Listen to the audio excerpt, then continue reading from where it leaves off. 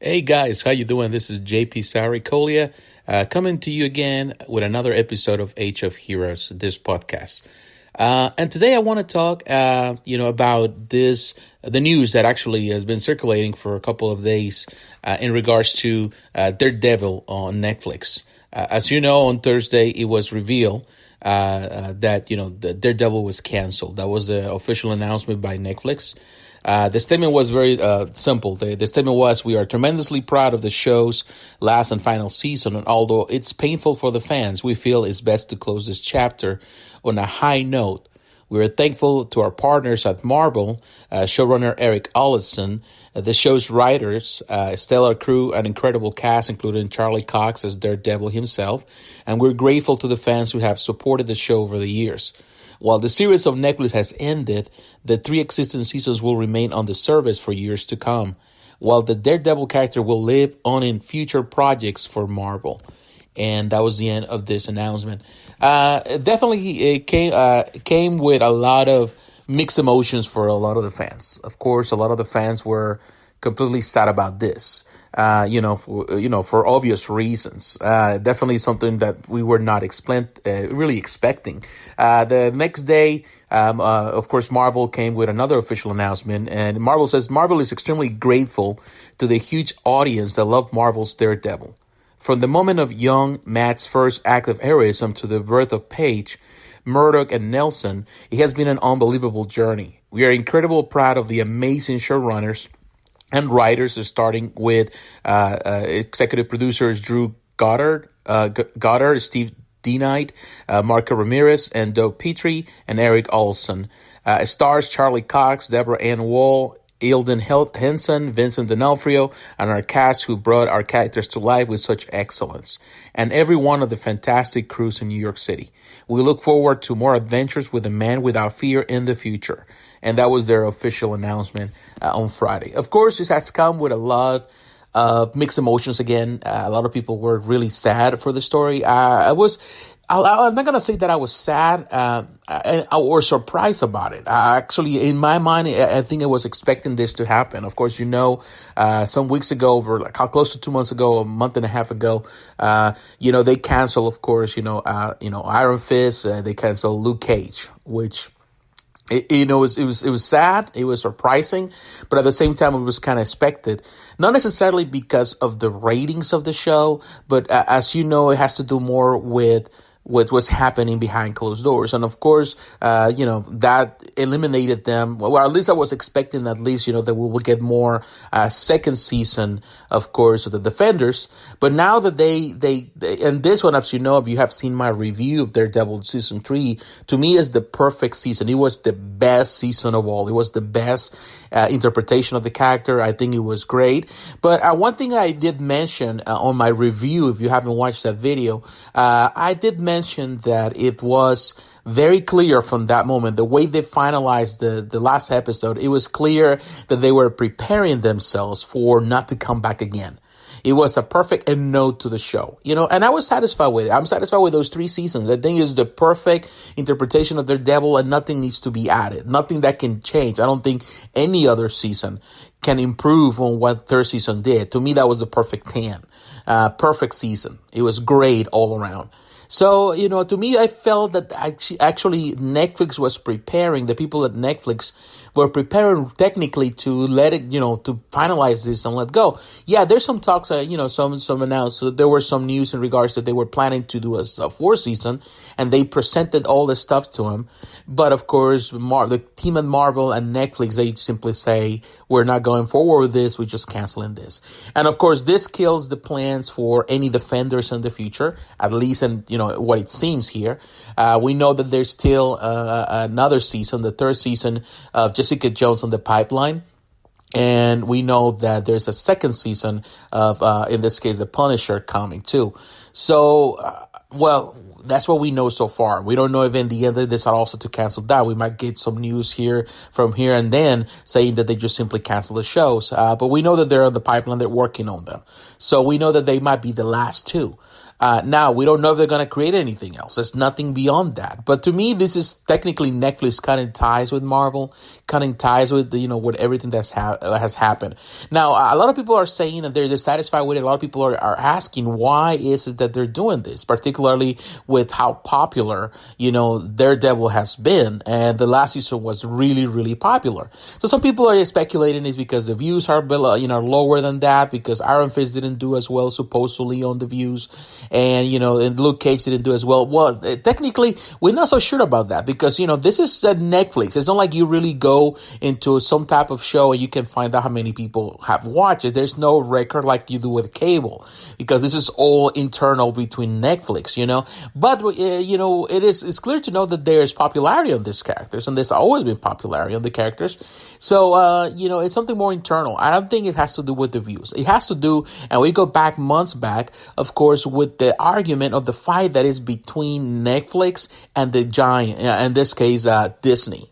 Particularly now that Disney announced, and they've been doing that for a while, a couple of years, they've been thinking to create their own streaming service, and they finally named it as Disney Plus.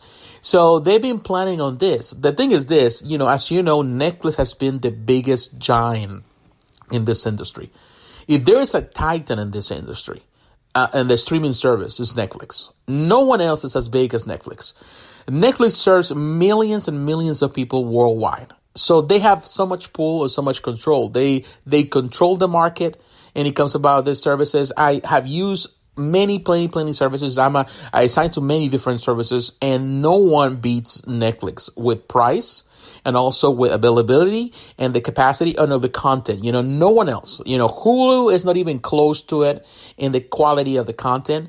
Hulu has increased and has gotten better, of course, but also Hulu is controlled by Disney. Now, as Disney in the purchase of, in the battle, it was owned particularly by Fox, Comcast, and of course Disney. But now that, of course, in this deal between Fox and they're buying all the assets, technically Disney has become the biggest stockholder and the owner of this service. So we know there's more influx now of Disney properties into Hulu. So for the longest time, it was the idea that Hulu would become the biggest streaming service that Disney would use.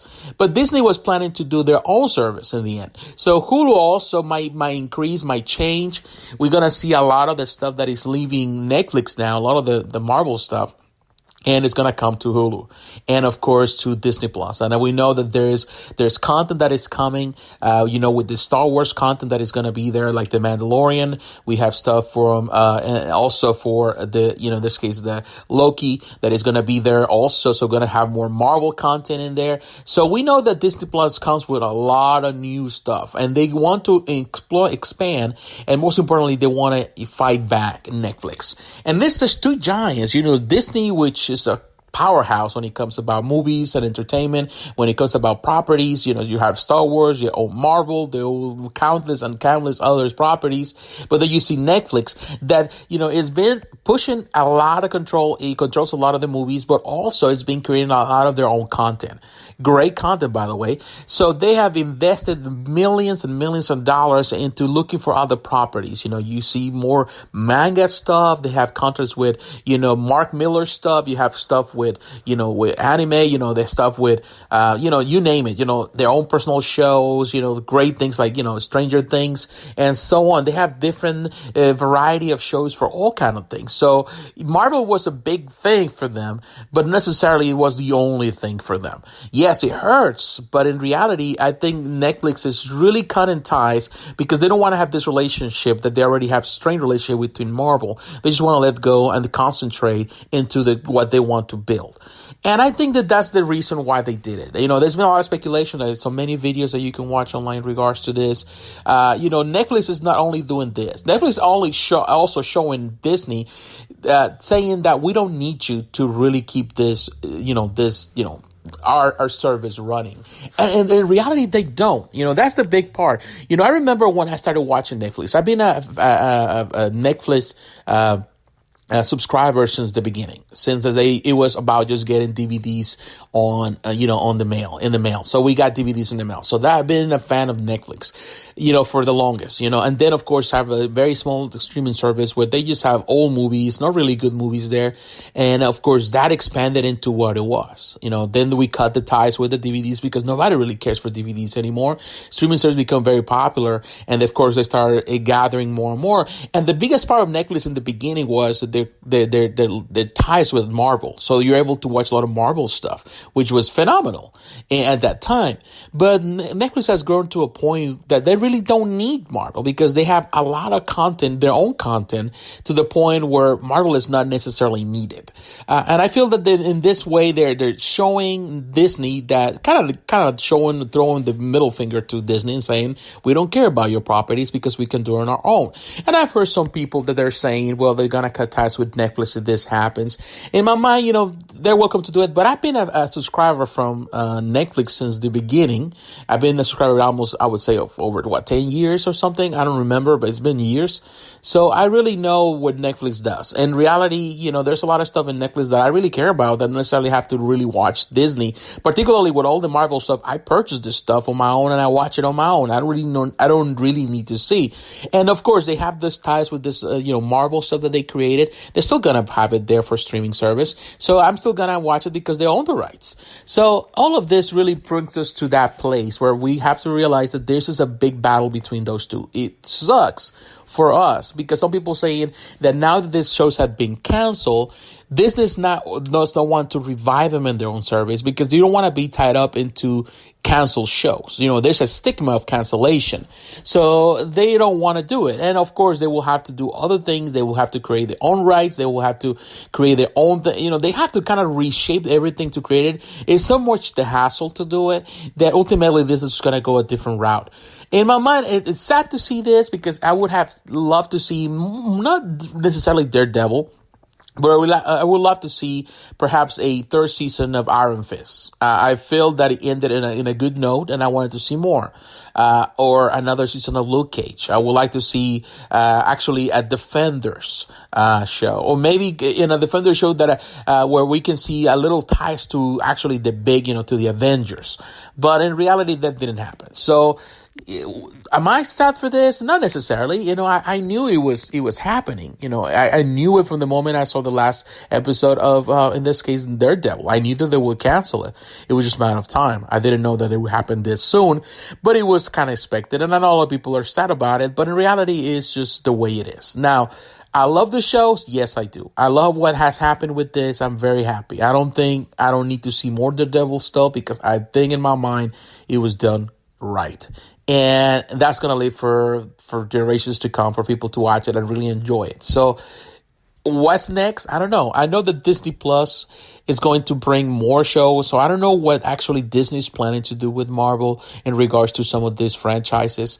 I would like to see more superhero stories. Marvel has a plethora of superheroes that, you can take and create stories and more stories. So time is the essence in this. We will know for sure when the time comes. So right now, and a lot of people are hating on Disney, saying, well, Disney did it to to Netflix. In reality, I don't think it was Disney's idea.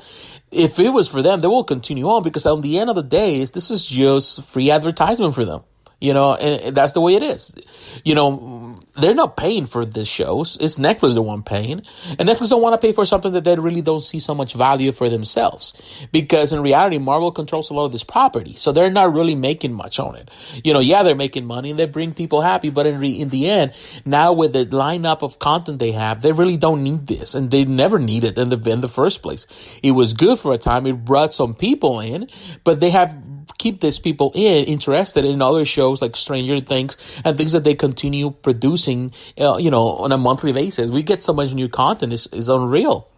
So ultimately, it's just a matter of money thing. It's a money thing. So it sucks in one part, but in the other one, it's understandable. It's just a business as usual. So what do you think? What are your opinion about this? Are you sad? I'm sure you're sad. I am. Part of me. The other party understands that. I'm excited, and I'm actually curious. Are you curious of what's going to happen next? Are you curious about what Disney Plus is going to bring to the table? Yes, we come into a time where every services is doing it, but technically, like you can point at DC. I don't care about anything of DC is doing right now with their streaming service, but I'm really looking forward to Marvel. In this case, Disney is going to do with Marvel properties and with Star Wars properties and so on and so on. So, what do you think? What's your opinion? Please share it with me. And don't forget to like, comment, and subscribe if you're watching this on YouTube. Please share this podcast to your friends. You can find it. The links are below, but you can find this podcast on, of course, on Stitcher. You can find it on in iTunes. You can find them anywhere. Just type Age of Heroes and you'll find it. Share with them. Share the links. And if you want to support this channel, please visit my Patreon account. Anything you can do to help this channel will help to improve. So once again, thank you and God bless you. Have a good weekend. Talk to you again. Bye-bye.